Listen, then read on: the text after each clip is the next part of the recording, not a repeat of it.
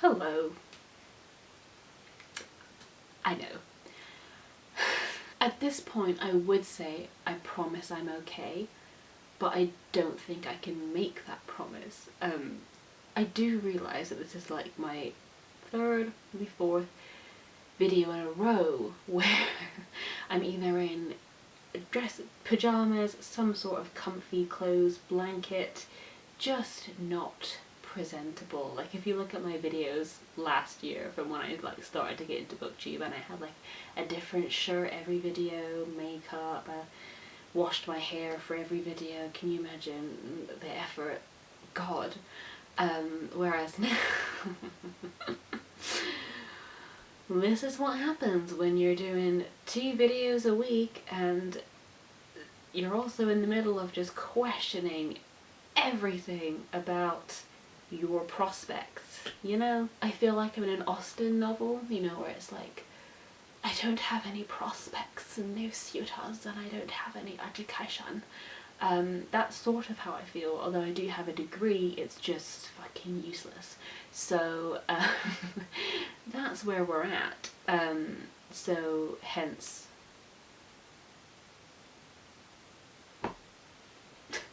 but I promise I'm fine. I am fine. It's just I have a good support network. It's okay. I'm just fed up. Anyway, on that cheery note, let's begin the video. And you know what, it's not even a video that I'm proud of because I'm stealing it. So I saw Charlotte do this video and I really loved the concept. So the concept is talking about fictional characters that share your name. So obviously Charlotte did a video about fictional Charlottes and she ranked them and talked about what she thought of them and, you know, did they do the name justice, and I was really loving watching that video and I was like, oh, I would love to do this, but I can't really think of any fictional Annas. And then I thought about it some more and I have a bunch, so let's just get into it. Thank you, Charlotte, for, I didn't actually ask permission, but thank you in advance. I hope it's okay that I'm doing this video. And obviously her video will be linked in the description because it was amazing. So I'm gonna start from the irrelevant Annas and like work my way up to like my favourite depiction of an Anna in media, whether that's book or film. So let's start off with the Annas that I know exist but I don't remember or haven't encountered, and that is Anna from Anna and the French Kiss, because that's a YA novel that I avoided like the plague because it just wasn't my thing at all, and I've watched several rant reviews for that book and I just don't think I would like it at all. So for that reason, Anna from Anna and the French Kiss is right at the bottom of the pile. And then a little bit up, but not that much, is Anna the Demon from Anna Dressed in Blood, which I think is another YA supernatural paranormal romance that I read when I was in that phase way back when. I don't remember anything about her. And for that reason she's at the bottom of the list. And moving slightly up, we're going for Anna Karenina, who I have never encountered personally because of my great aversion to classics and, you know, putting effort into something. Just calling myself out, it's that kind of day. Anyway, yeah, so I don't read classics, so I don't know if I'm going to read Anna Karenina. It's probably huge. Is it rewarding? I don't know. Charlotte might know. Tell me, Charlotte, if you've read Anna Karenina. There is a film version. You know I love a good film, and it has Aaron Taylor-Johnson in it. So you might catch me watching the film because it is actually on Netflix, I've just remembered as well. But obviously, you know, Anna Karenina, big name Anna, she couldn't go at the bottom, but because I've not read her, she can't go any further. So she's here. Probably iconic in a lot of ways. I know that Anna Karenina is like one of those classics where it's like woman tries to subvert the expectations placed on them in an old-timey setting. Probably I would like it, but am I going to get to it anytime soon? I don't know. And next up on the list is Anna Lightwood from... which Shadowhunter book is it, for God's sake? It's Chain of Gold, that series. Chain of Gold, Chain of Iron, and then the third one, which is upcoming. I love Anna Lightwood of the Lightwood siblings. She is iconic. She wears suits, she romances young women, and she doesn't take any shit from anybody. And she swans around in her fancy clothes, going to nightclubs, showing up late, smoking cigars, which I don't romanticize, but in novels, sure. She probably will be fine. But yeah, I think Anna Lightwood definitely, you know, is a level of iconic that I aspire to and I just don't quite reach. So she's definitely doing the name proud in a way that I'm not. So hats off to Anna Lightwood from Chain of Gold. And next up we have Anna Scott from iconic Notting Hill. I love Notting Hill. It's one of those things where, like, you know it's cheesy, you know on a level that it's cheesy and it's silly, but anytime it's on TV, you just can't help yourself. You gotta let it play.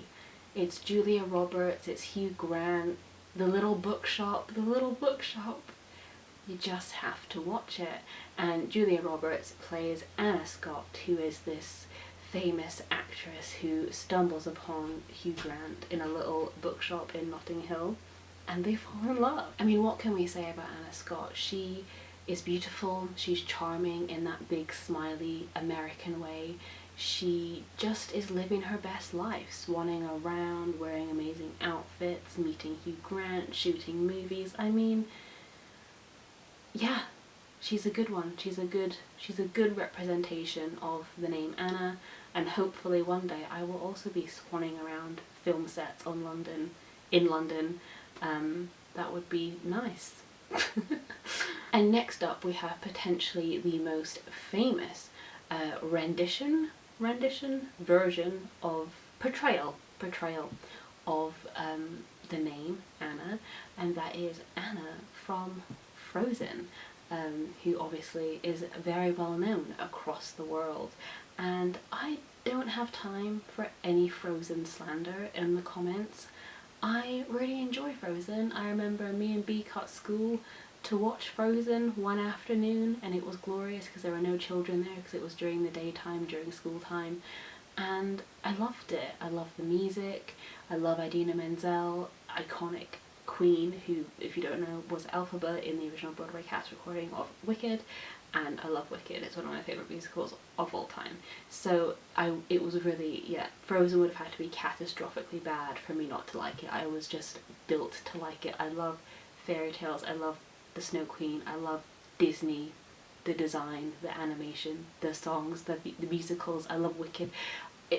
There was no way I wasn't gonna like that movie. So of course Anna from Frozen is fairly high up on the list, and I like the second one too. I love a good autumnal vibe as well. I like when they brought in the like autumn leaves. I love Jonathan Groff's like boy band number in the middle. Like, come on, those films, vibes. So yeah, this rendition of Anna is not really like me in any way, but I feel like I don't want to rank them in terms of like how much are they like me, just in terms of how much I admire them. And I admire Anna from Frozen. She, you know, is optimistic, she works hard, she is loyal to Elsa, to her friends, to her family.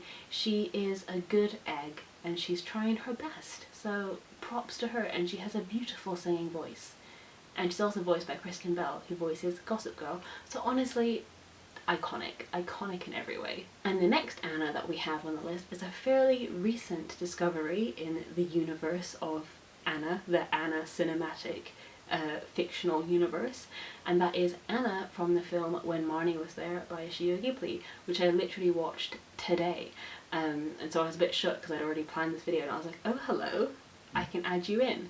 And the character Anna narrates the film. She's the main character, and within the first, I'd say like minute and a half of the film, she says the words, "I hate myself," and cries. Bit too real, a bit too close to home, but you know, I felt it. I felt her, I felt that teenage angst, you know, and she embarked then on what I thought was a sapphic summer of love. It's not. If you've seen the film, you'll know what I mean. But basically, it follows Anna, young teenager who has a lot of anxiety, has asthma, she hates herself, she's fostered, she doesn't know where she came from, she is just all mixed up, as a lot of teenagers are.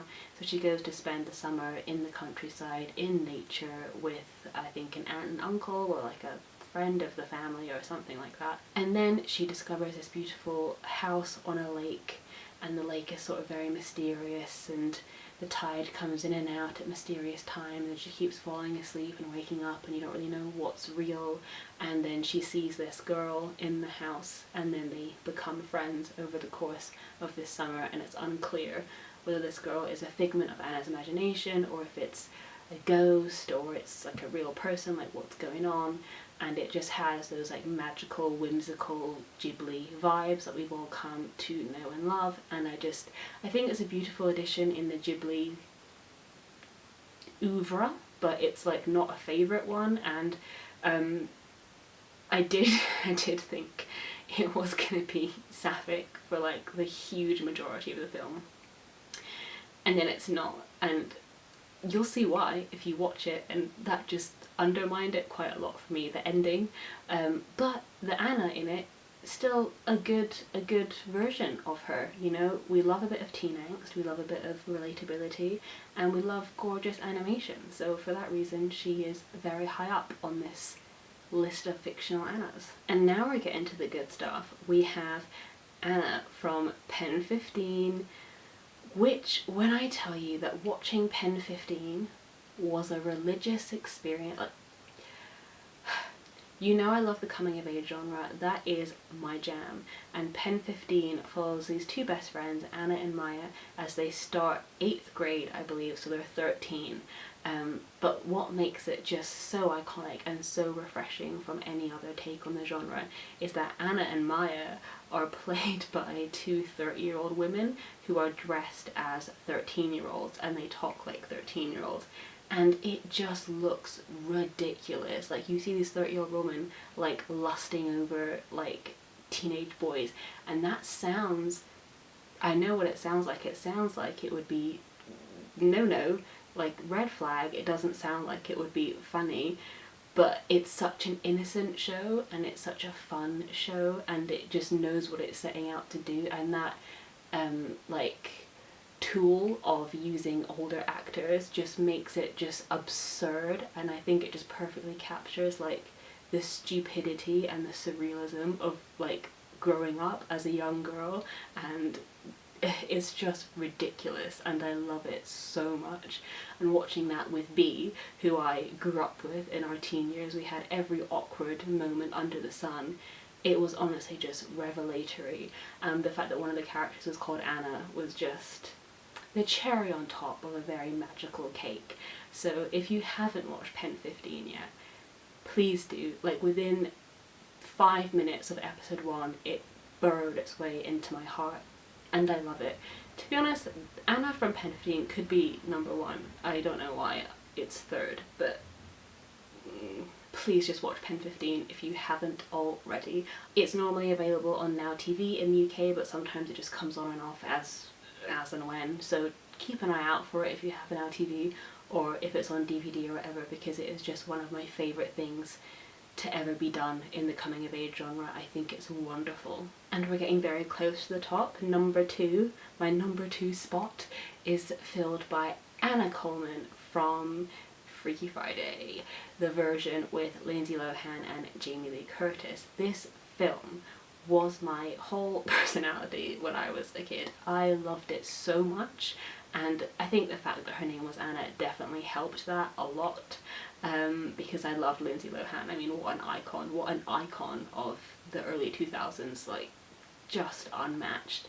And she is so cool. She plays guitar, she sings, she has all the cute boys after her, like, she's just angst personified.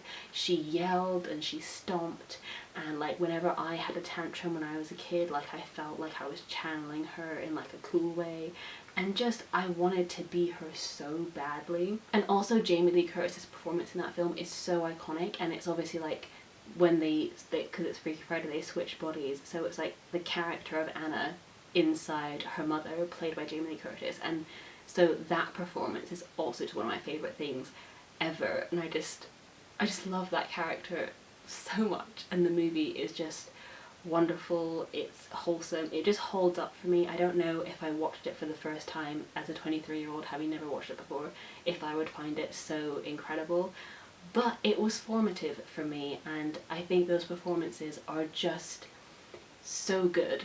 So good, especially Jamie Lee Curtis. And I've seen A Fish Called Wanda. This is her best performance. This is her best one. It's so good. And that brings us to, drumroll please, the #1 portrayal of Anna that I've seen in media. I say #1. I feel like if I was doing this list again, actually, I might put this not at #1, but I've done it like this now, so we're gonna roll with it. But that is Anna from the film Anna and the Apocalypse, which is just one of my favourite things to ever exist. I saw it at Fright Fest, a festival that I was volunteering at the time, and I got to see it for free because I was volunteering there, I was working there, so I was like, I'm not on shift, I'm gonna go see this film that has my name in it. Cool. And when I tell you that I think the people who made this film crawled into my brain at some point and just stole my personality, like, this film is about a teenage girl called Anna, so it's a coming-of-age film, so first of all, tick. She's living in Scotland, where I grew up. It gets weirder. The film is set at Christmas. I love Christmas. It is a musical that is also a horror film about zombies.